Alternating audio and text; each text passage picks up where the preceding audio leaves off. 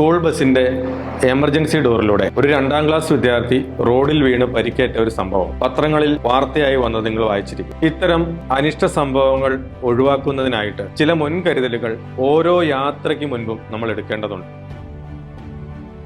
എന്തിനാണ് emergency exit? സാധാരണയായി കുട്ടികൾ കയറുന്നതും ഇറങ്ങുന്നതും വാഹനത്തിന്റെ ഇടതുവശത്തുള്ള സർവീസ് ഡോറുകൾ വഴിയാണ്. ഈ സർവീസ് ഡോറുകൾ മാനുവലായി ഓപ്പറേറ്റ് ചെയ്യുന്ന വിധത്തിലുണ്ട്.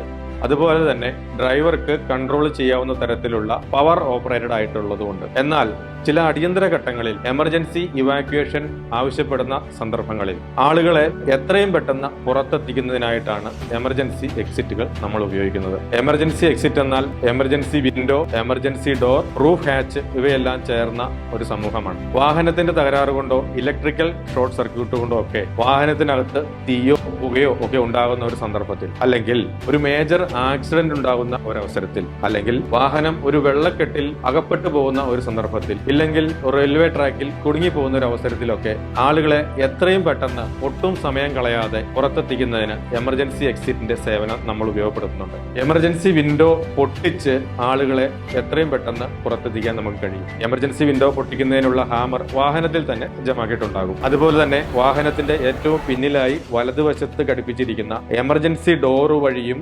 ആളുകൾക്ക് എത്രയും പെട്ടെന്ന് പുറത്തിറങ്ങാൻ കഴിയും. ഈ എമർജൻസി ഡോർ അകത്തു നിന്നും പുറത്തു നിന്നും തുറക്കാവുന്ന തരത്തിൽ പ്രത്യേക രീതിയിലാണ് നിർമ്മിച്ചിരിക്കുന്നത്. എന്നാൽ ഇതൊരു അടിയന്തര ഘട്ടത്തിൽ ഉപയോഗിക്കാനുള്ള ഒന്നായതിനാൽ എമർജൻസി ഡോറിന്റെ ലോക്കുകൾ ഗ്ലാസ് പോലെയുള്ള വസ്തുക്കൾ കൊണ്ട് കവർ ചെയ്തിട്ടുണ്ടാകും. ഈ കവർ പൊട്ടിച്ചാൽ മാത്രമാണ് ഈ ലോക്ക് തുറന്ന് ഡോറിലൂടെ ആളുകൾക്ക് പുറത്തെത്താൻ കഴിയുള്ളൂ. എന്നാൽ ഏതെങ്കിലും സാഹചര്യത്തിൽ ഈ ഡോർ ലോക്കിന്റെ ഇത്തരം കവറുകൾ പൊട്ടിപ്പോവുകയോ അഴിഞ്ഞു പോവുകയോ നഷ്ടപ്പെടുകയോ ഒക്കെ ചെയ്താൽ കുട്ടികൾ കൗതുകം കൊണ്ടോ അല്ലെങ്കിൽ അവരുടെ അറിവില്ലായ്മ കൊണ്ടോ ഈ ഡോർ ലോക്ക് തുറന്ന് താഴേക്ക് വീഴാനുള്ള ഒരു സാധ്യതയുണ്ട്. ഇത് തീർച്ചയായും ഒഴിവാക്കപ്പെടേണ്ട ഒന്നാണ്. അതുകൊണ്ട് അടിയന്തര ഘട്ടങ്ങളിൽ ഉപയോഗപ്പെടുത്തേണ്ട ഈ എമർജൻസി എക്സിറ്റുകൾ ഏത് തരത്തിലാണ് ഉപയോഗിക്കുന്നതെന്ന് കുട്ടികൾക്ക് ഒരു മോക്ക് ഡ്രിൽ വഴി തീർച്ചയായും നമ്മൾ പറഞ്ഞു കൊടുത്തിരിക്കണം. എമർജൻസി ഇവാക്യുവേഷൻ എന്താണെന്നും അവരെ നമ്മൾ പറഞ്ഞ് ബോധ്യപ്പെടുത്തിയിരിക്കണം. അതുപോലെ തന്നെ ഓരോ യാത്രയും തുടങ്ങും മുമ്പ് ഡ്രൈവറോ അല്ലെങ്കിൽ ആയയോ എമർജൻസി എക്സിറ്റ് പരിശോധിച്ച് ഈ കവറുകൾ യഥാസ്ഥാനത്തുണ്ടോ എന്ന് നിർബന്ധമായും ഉറപ്പുവരുത്തിയിരിക്കണം. നമ്മുടെ കുഞ്ഞുങ്ങൾ